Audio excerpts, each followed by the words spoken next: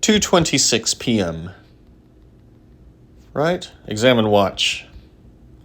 Having been blessed with an innate ability to keep track of the time, at least to the nearest 5 minutes, you have no need to wear a watch. Examine the history textbook. This is a slender illustrated history text for children titled Triumph of the Rise of Piedmont, Land of Promise. It contains chapters entitled The Dark Ages, the Franks, the Palace Ministers, Charlemagne, the Carolingian League, and Piedmont. Examine the Dark Ages. This is not a library, the Christ minister growls. But go ahead, read. You can stand to remedy your ignorance. The Dark Ages. After the fall of the Roman Empire, the region which we today call Piedmont was taken over by people known as the Ostrogoths. The Romans managed to take the land back, but about 15 years later, the Lombards took over, and the Romans were gone for good. The Lombards controlled northern Italy for about 200 years, but in the year 774, the Franks took over. Next chapter, the Franks. Read the Franks. The Franks. When people think about Western Europe, they think of the Franks. In fact, the Arab and Persian words for European, Ifrangi and Faragi, come from their name. They first became powerful under Clovis, the first Germanic leader to become Catholic. This was back when the true church was based in Rome, instead of the true church being in Avignon, and the false one in Rome, as it is today. But Clovis split up his land among his 4 sons, and that weakened the kingdom. Next chapter, the Palace Ministers. Examine the Palace Ministers. The Palace Ministers. With the kingdom divided up, the Franks suffered from many invasions. The kings seemed powerless to stop them. In fact, they stopped performing many of their kingly duties and relied on the mayor of the palace, or palace minister, to manage things. Soon it was clear that the palace ministers were really in charge. Charles Martel, who fought back the heathen Moors in 732, was a palace minister. Then, in 751, his son Pepin the Short was asked by St. Boniface to fight off the Lombards. In exchange, St. Boniface turned him from the palace minister into the king. But it was his son Charles who finished off the Lombards. Next chapter, Charlemagne. Read Charlemagne.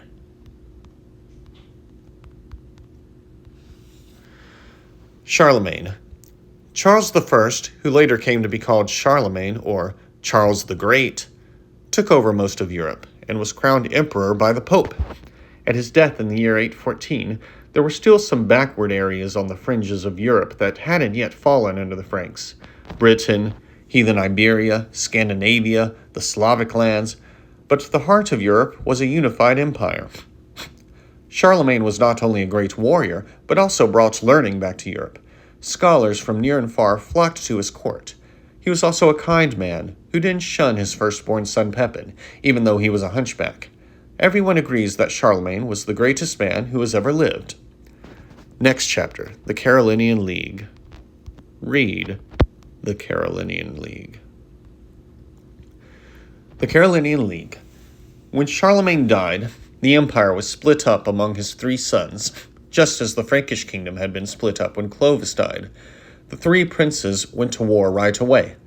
But then Charles had a stroke, and Pepin got sick and died, leaving Louis the Pious as the only surviving son. He learned from this experience, and also from history. So instead of splitting up the empire among his own 3 sons, he set up 2 of them as kings, but set up his 3rd son to settle disputes between them, and gave him a huge army to make sure that his decisions could not be ignored. So while the empire divided up into smaller and smaller countries, the central authority kept it from falling apart. Instead, it turned into a league. Read the final chapter. I'm sorry, the chapter, not my bill. Piedmont. Piedmont split off from Sardinia, which split off from Italy, which split off from the Frankish Empire. It was then that Charles Il Fabreau announced, I enjoy splitting the kingdom as much as the next monarch, but now is no longer the time," and declared that from then on, Piedmont would stay a single country, with a single ruler. And so it remains to this day, shining star of the Carolinian League, the greatest nation on earth. Turn on my gas mask.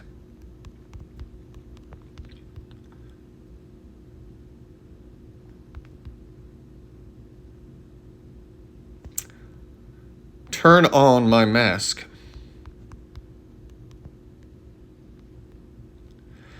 You turn on the oxygen canister, and a hiss fills the air. Miss Sierra bursts into the Christ Minister's quarters, gun drawn. She turns and points the gun at Bonflesh. "I have some differences with your pedagogical practices," she snarls. Bonflesh doesn't even stop to ask what she's talking about. "Harlot!" he cries.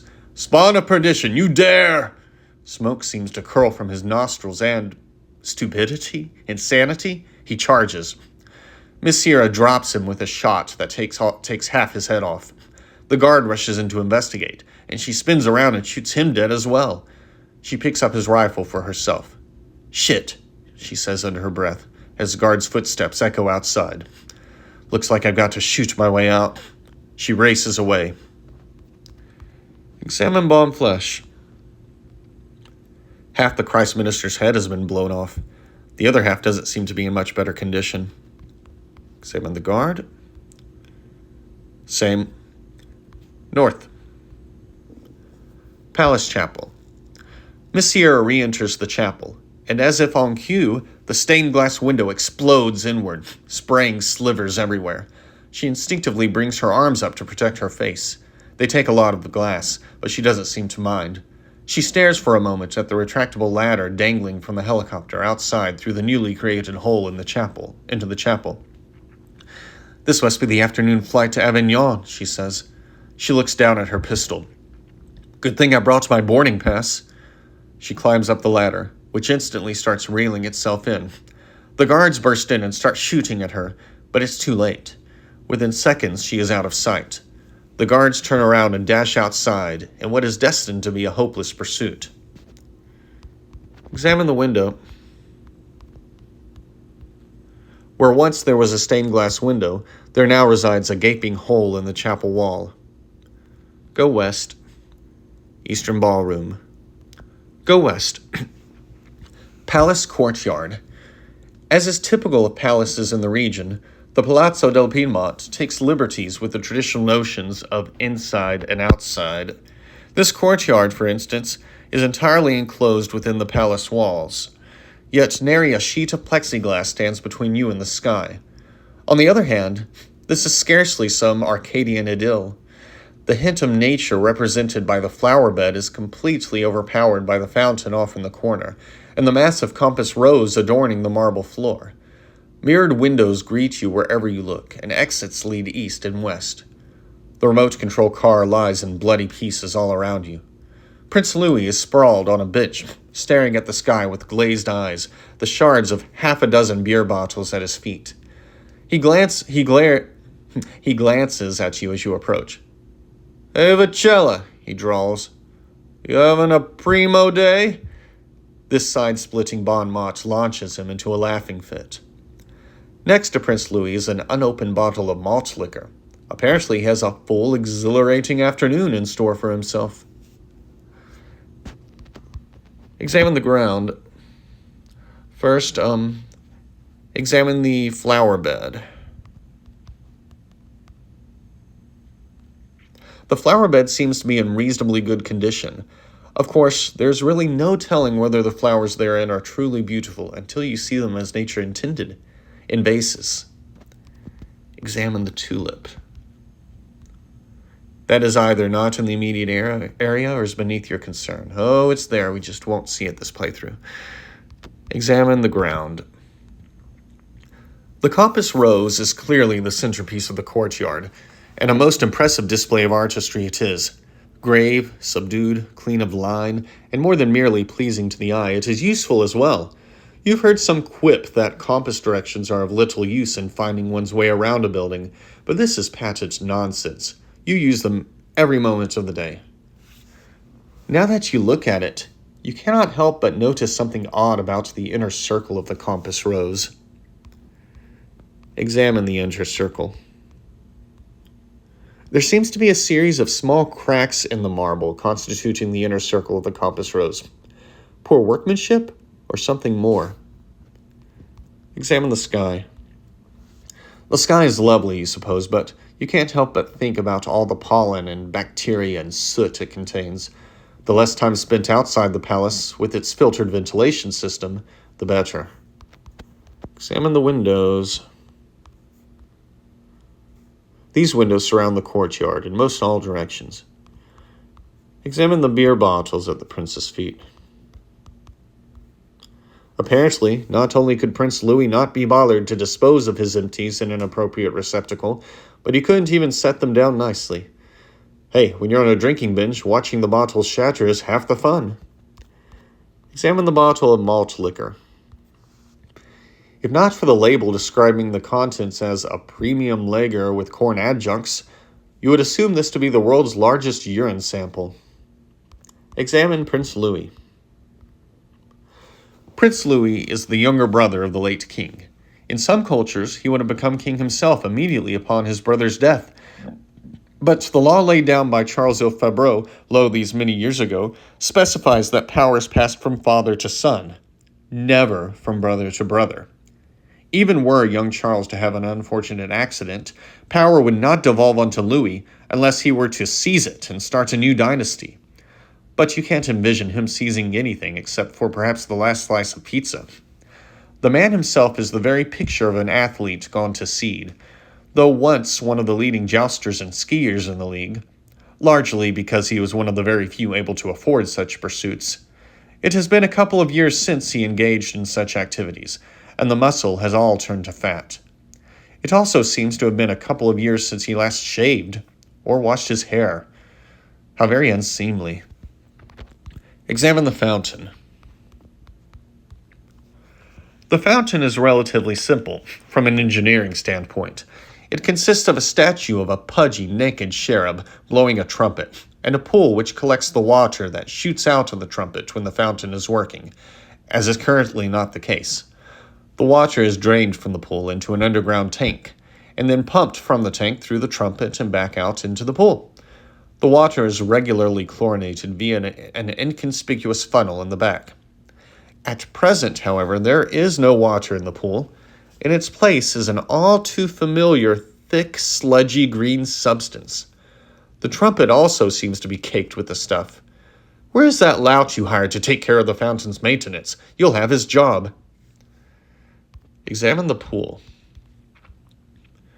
The pool, perhaps a meter deep and 5 meters in diameter, is currently filled nearly to the brim with a malodorous, gelatinous green substance, solid enough that it doesn't seem to be draining from the pool, but it appears not solid enough to touch without getting the substance all over your hands. Examine the substance. The mysterious substance, viscous and foul-smelling, pulses obscenely with scores of different shades of green. Examine the statue. The cherub is a prime example of the type of kitsch that results when those with nothing approaching any degree of artistry fancy that they can sculpt. And naked yet. Scandalous. Look, Prince Louis shrieks, you can see its pee-pee. Examine that. Not concerning yourself with the statue's pee-pee is a large part of what separates you from the likes of Prince Louis. Examine the trumpet. Considering that the alternative was to have the statue appear to urinate, having the water come out of the horn represents a wholly unexpected upwelling of taste on the part of the fountain's designer. What's that description have again? Examine the underground tank.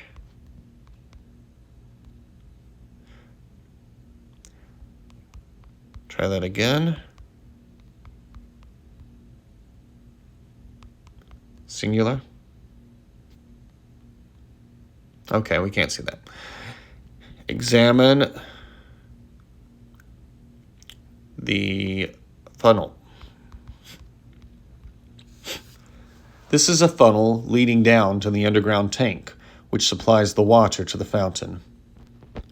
I forgot to check my score after Bond Flesh. Thus far, you have eliminated 2 of your rivals. This gives you the rank of Palace Minister still.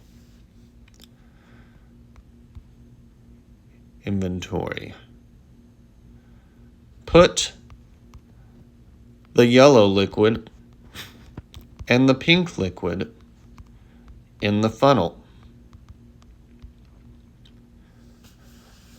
You pour a bit of the yellow liquid into the funnel and hear a splash as it hits the water in the underground tank. Nothing obvious happens. You pour a bit of the pink liquid into the funnel and hear a splash as it hits the water in the underground tank. A moment later, you hear the pipes begin to creak and groan. A jet of pink water shoots out of the cherub's trumpet and eats a huge swath out of the green slime in the pool. More slime floats in to replace it, but the stream of water dissolves it just as fast, reducing it to little green islands floating on a rose-colored sea. Then even the islands bubble away, and the fountain is clean once again. "Bitchin'," Prince Louis says, impressed.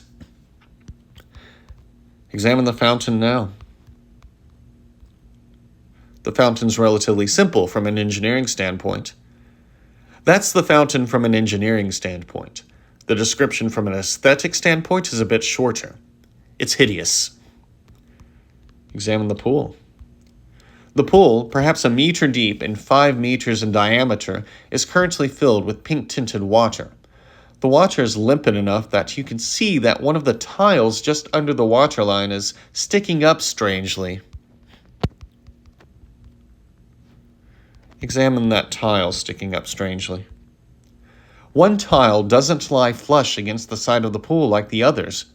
Odd, that. Push that tile. Even though the tile is just under the waterline, you can barely tolerate the sting of the water long enough to push it. One row of tiles further down, but no sense dwelling on hypotheticals, especially given that your attempt to push it is, in fact, successful. There is a deep rumbling that seems to hit a resonant frequency in your rib cage, threatening to shake it apart. Then it stops, and you look down to discover that the circle at the center of the compass rose has opened up like the iris of a camera. The resulting manhole leads down into inky darkness. Prince Louis saunters over to the new hole and unleashes a torrent of urine into it. "About goddamn time you put one of them in here," he says, returning to the bench without so much as washing his hands. How unseemly. I forgot to examine the bench. This is a simple bench of wrought iron and wood. Examine the new hole. You peer into the hole. It doesn't seem to be completely dark down there. Get the malt liquor? "Hey," Prince Louis says, "I'm saving that for later. Do not touch the malt liquor or I will fuck you up." No, get it. Taken. Prince Louis looks at you, then at the bottle of malt liquor in your hands, then back at you again. You begin to suspect that you are in no small amount of danger right at this moment. Drop the malt liquor in the hole. You toss the bottle of malt liquor into the hole in the floor. "Asshole!" Prince Louis cries, shoving you out of the way and starting down the ladder into the hole. "I'm going to get my beer back," he says. "And then I'm going to beat your face in, fucker." He proceeds down the ladder into the hole. He doesn't come out.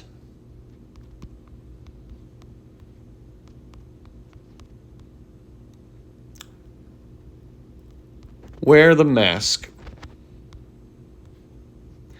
You put on the oxygen mask, and a pleasant rush of air fills your nose and mouth. Go down. You stick a foot into the hole and find the rung of a ladder. With no small amount of apprehension, you proceed downward. Underneath the courtyard. It is cold and murky down here in this subterranean chamber. A flickering fluorescent tube reveals sliding doors set into the north and south walls, but nothing else save moss and rock. A hole through which you entered closes like a camera iris.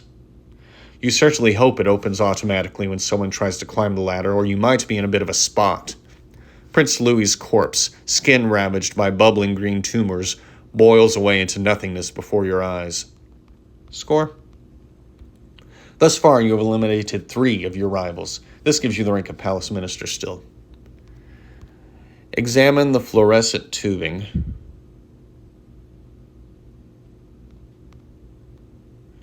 This bulb is on the verge of breathing its last. The inside of the tube is coated with streaks of purplish black, and every few seconds it goes dark for a moment before sputtering back to life. Examine the wall. The walls of this chamber are sheer rock, and it's so damp down here that moss is abundant. This you learn by touch. In the dim and flickering light, the walls are dark shapes looming amidst the gloom. Go north. Underneath the dining hall. You are standing between 2 stone walls, so close together that if you extend your arms, you can no longer turn around. A fluorescent tube dangles from the ceiling, out of reach. However, a pull cord built into the same mechanism sways in front of your very eyes. Sliding doors lead north and south. I believe that's the same description. Examine the pull cord. This is a metal chain dangling down from the ceiling. Go north. Underneath the kitchen. You see no lakes of fire with laughing, pitchfork-wielding devils here, nor do you see any 3-headed dogs or sepulchral boatmen. That would be redundant. You are standing in the middle of a thick, stifling green haze. It's entirely possible that you are now effectively a dead man. You don't feel sick immediately, though, so perhaps the haze is harmless. Not that you plan on testing this hypothesis by taking off your oxygen mask.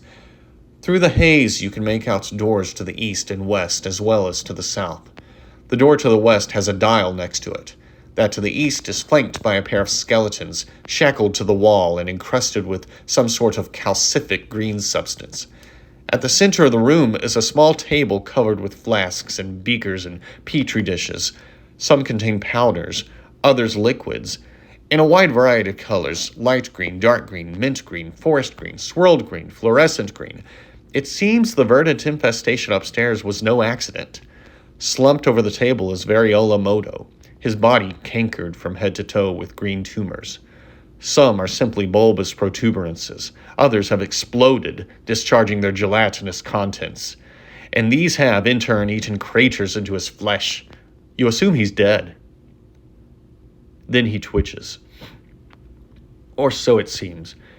But it turns out to be nothing more than a ripple in the thick green haze. Everything else in the room seems to be shimmering a bit. Why not Moto's corpse? At least, that's what you tell yourself. And you are perfectly satisfied with this explanation until Moto lurches off the table, gapes at you with empty green-stained eye sockets, and stumbles toward you.